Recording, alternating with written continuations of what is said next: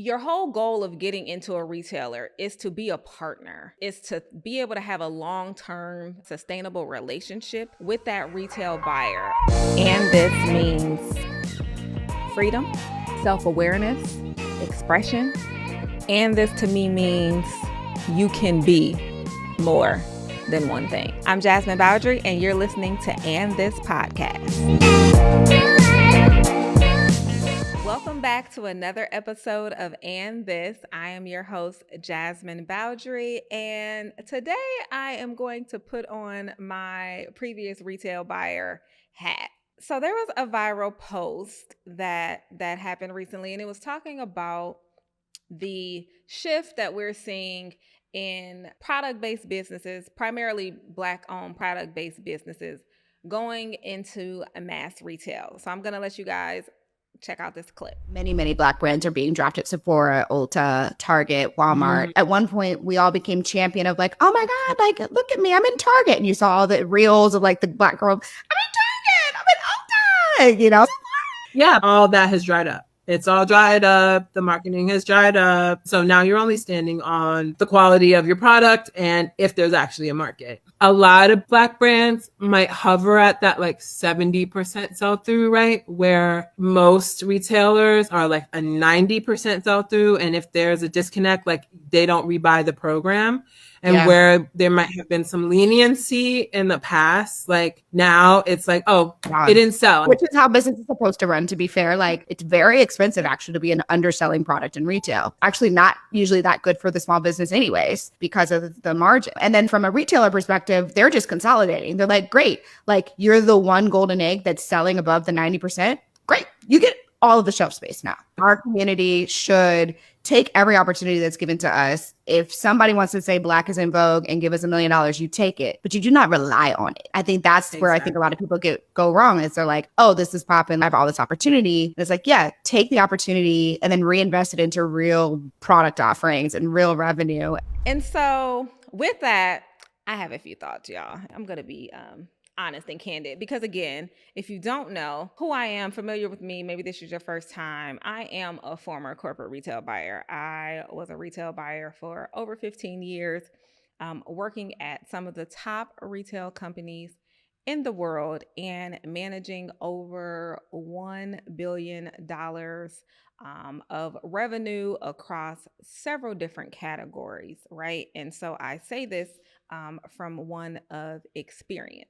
I have a few thoughts when it comes to this conversation and not saying that they're wrong, right? There has definitely been a shift in what we're seeing in terms of more Black brands being on shelves. So when this really popped off was during the pandemic, right? There was a huge call to action primarily from an organization, 15% Pledge. And with that, they were really challenging retailers to give 15% of their retail space to Black-owned businesses.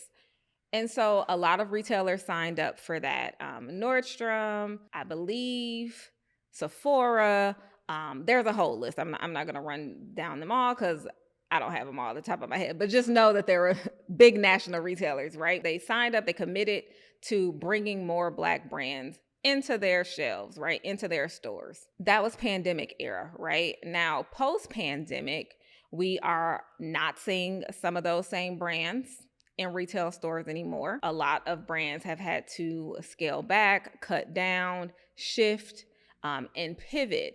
And a few things that I want to be clear as to why I think this is happening or has happened. One, most small businesses are not prepared for mass retail at the level that they think. And so what gets most brands excited is who wouldn't be excited about the thought of being in their favorite retailer, like a Target, a Sephora, a Macy's, a Nordstrom, etc., right? Who wouldn't be excited about that, right? So you're so giddy at the opportunity that it's likely an immediate yes. Like you don't even think about it. You don't even vet it. You don't, go through your data. You aren't making strategic based decisions on, does this retailer fit not only with, my brand, my audience, who I serve, but am I in a position business-wise to be in retail? because you don't want to just get in retail. You want to stay in retail. And so I think that a lot of brands from a cash flow perspective just weren't able to maintain what it takes to stay on retail shelves. Additionally, most brands are excited about the large purchase order, right? That's why most people want to get into retail, because they see dollar signs, right? Oh my God, they're going to order 10,000 units. This is a $150,000 PO. This is a $500,000 PO. Like, they get so excited about what they can now do in their business as, an outcome of being in retail shelves. However, the issue is that most small businesses cannot maintain that, meaning that they can't consistently produce and ship on time these large quantities, right? So there's a lack of operational efficiency that I don't think product brands are taking into account when they're making decisions on trying to go into a mass retailer. The other thing is brands are not thinking long term. And when I say long term, I'm talking about innovation. I'm talking about your product roadmap. Like, what does your business look like in the next 3, 5 to 7 years? I'll tell you this, a lot of small brands that I consult with, when I say, okay, well, what collections do you have coming out, next year for 2025? What does 2026 look like for you? Oh, I don't know. They haven't thought that far. Retailers are planning minimum 12 months, but about 18 to 24 months in advance, right? So they are already planning, like, what does 2026 and 2027 look like? And most brands are still in 2024. And so there's a gap there because brands aren't able to bring the newness and the innovation that most retail buyers are looking for to keep their assortments fresh and updated and to keep people coming into the door. And so from a retail buyer perspective, they have things that they have to maintain. They have thresholds that they have to meet. They have a P&L, a profit and loss that they have to manage. And so when we saw a lot of the brands coming in through the pandemic and as a part of, this call to action, I think a lot of retail buyers didn't quite vet as well as they normally would have, right? Because they probably felt a little bit of pressure of, okay, we need to respond to this. We need to get brands on shelves. Who's popping on TikTok? Who's popping on, Instagram? They say they can fulfill these big quantities. Okay, cool, right? It was more of like, okay, I'm going to trust your word versus probably really taking the time to go through what we call the line review process of where you're really like vetting and, just really understanding like the terms of what it takes to go into retail. So, and that, again, this is my personal perspective. I am speaking as someone that is formerly a corporate retail buyer. So this is my perspective on what I think has caused this shift. Not vetting as properly as they normally would, right? So bringing these new brands in, buyers do not have time to educate. So I think there's also a lack of education in terms of a buyer does not have time. They're dealing with hundreds and hundreds of brands, hundreds of vendors. Taking the time to try to educate a new brand on this is our way of how we do things. These are our terms. These are our conditions. This is how you have to pack and ship product when it comes, to coming into our stores.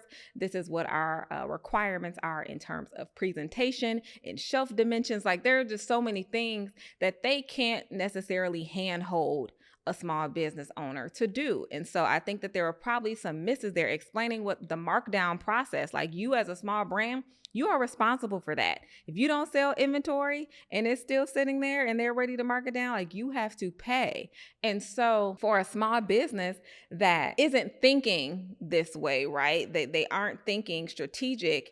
They don't have cash flow set aside that after a big retailer is done doing their auditing, they're done with their accounting, and they're like, okay, brand A has about $50,000 in markdowns. Send them the invoice, right? They're looking like, oh my God, what is this? They don't have it, right? So a lot of brands then have gone out of business trying to get into retail because they spent all their money trying to produce the product to get in the shelves, and then it didn't work out and they got hit with markdowns and also had to pay that. So there are a few things that I feel are happening. If you're a product-based business owner, whether you are new, aspiring, scaling, wherever you are, and you are thinking about taking your brand to the next level and going into mass retail, I want you to download my free checklist before the pitch. This document is going to give you all of the things that you need to think about before you try to position your brand to go pitch to a retail buyer and go into mass retail. Going into mass retail is no easy feat, and it's for the big dogs only. So I want you to be prepared as best as possible. So you can click the link below or in the show notes to grab it today. Additionally, going kind of back to innovation and roadmap, your whole goal of getting into a retailer is to be a partner, is to be able to have a long-term sustainable relationship with that retail buyer, right? Even when they change categories and, maybe move on, they can say, yeah, we have a good working relationship with this brand. They always ship on time. They're always coming to us with new and innovative ways of how we can grow the category and grow their business. That is what a buyer is responsible for. They are responsible for bringing in products that are going to grow their business, that are going to get customers in the door so that they can sell them and then keep them coming back, right? So they're responsible for a lot. And once you're able to partner with a retailer, you will see the benefits and success and longevity of being in retail at a high level. And so you have to come with newness. You have to start thinking 3, 5, 7 years ahead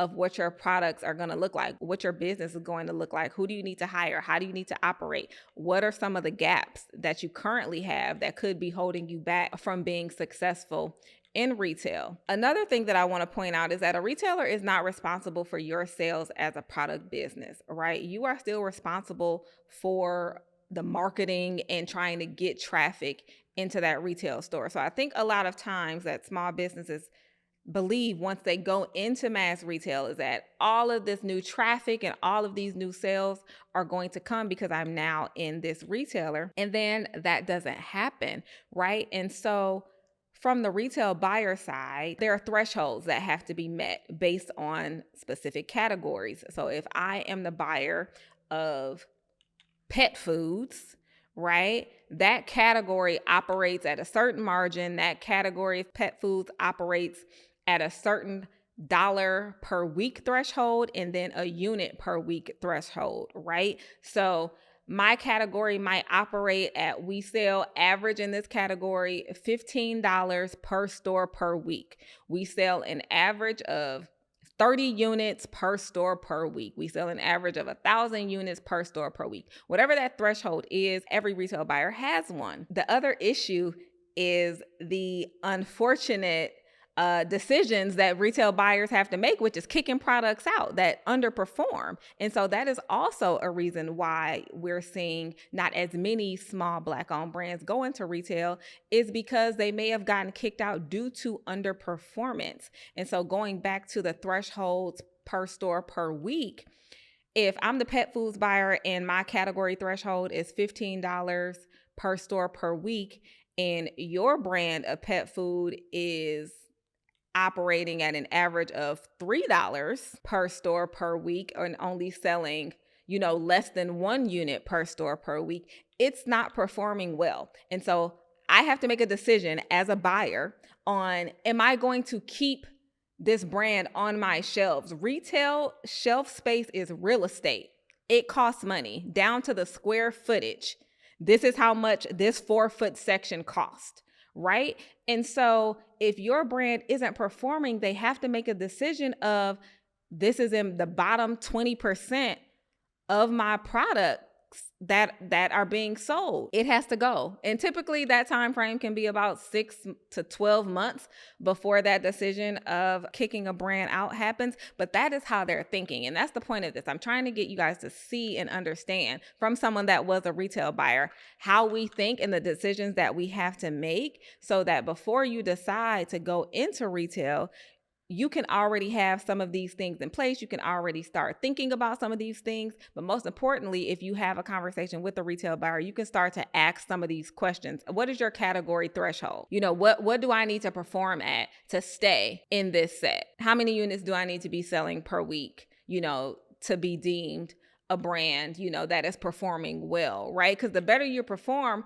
the better they're going to come to you with additional opportunities. So when you go into a Target and you see a brand that has placement in multiple places around the store, that is because not only are they getting more visibility to that brand, but it's because that brand performs well in what's called like its inline space. So in the actual assortment, right? So it's performing well. So we can give off-shelf placement, meaning an end cap, a side cap at checkout. We can give these additional opportunities for more money for this brand, because not only is it going to sell out, is it going to perform well, but we know that they can ship us the quantities on time. We know that they're a good vendor partner, and we can trust that we're going to grow the business together. So that's what you want to start thinking about. That's what you want to start, looking for. So some of the reasons that a brand may get kicked out of a retail assortment,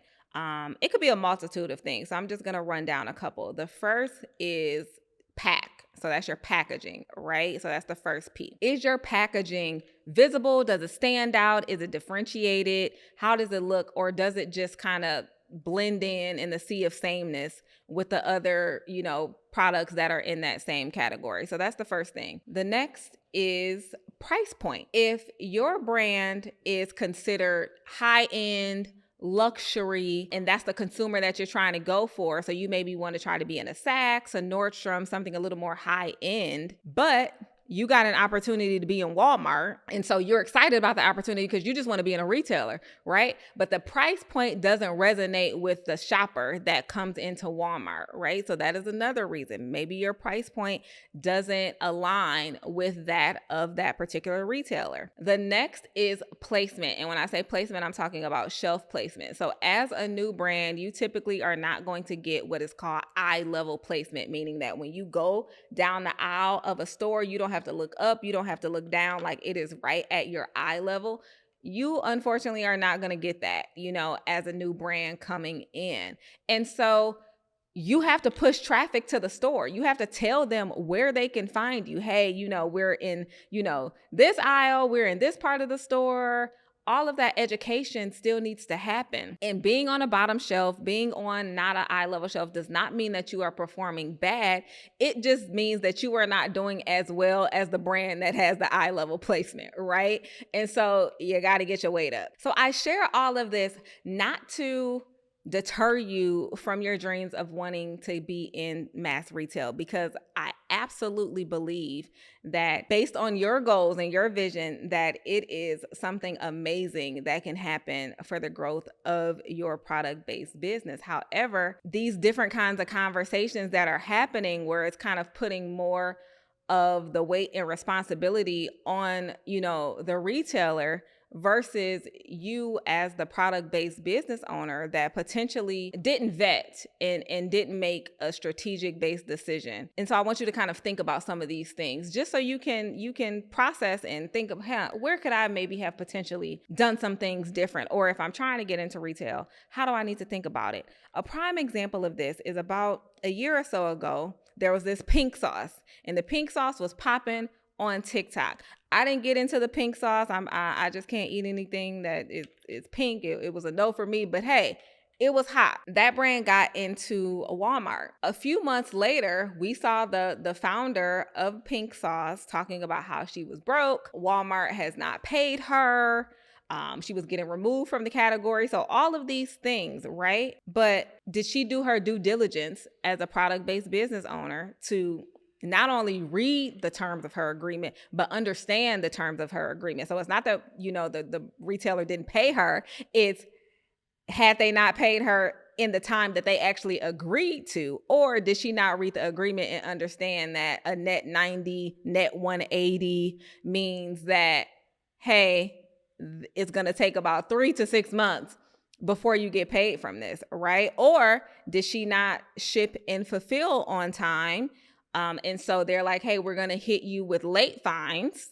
And now you have to pay us even more, right? There's just so many factors, right? And when I think of that scenario specifically, I think it was on both sides where the retailer probably wanted to get a viral brand into their stores, and the owner wanted to get her product into stores, but the relationship didn't work because there was a lack of education that happened, and then there was also just a lack of accountability and due diligence that also needed to happen to prepare yourself to be successful in retail. And so again, I do not want to deter your dreams of going into mass retail, but I want you to be prepared for going into mass retail from the perspective of someone that has brought brands in, kicked brands out, saw brands, shift, pivot, grow, and excel and thrive through retail partnerships. And so I hope that this episode was helpful to you. I hope that this episode allows you to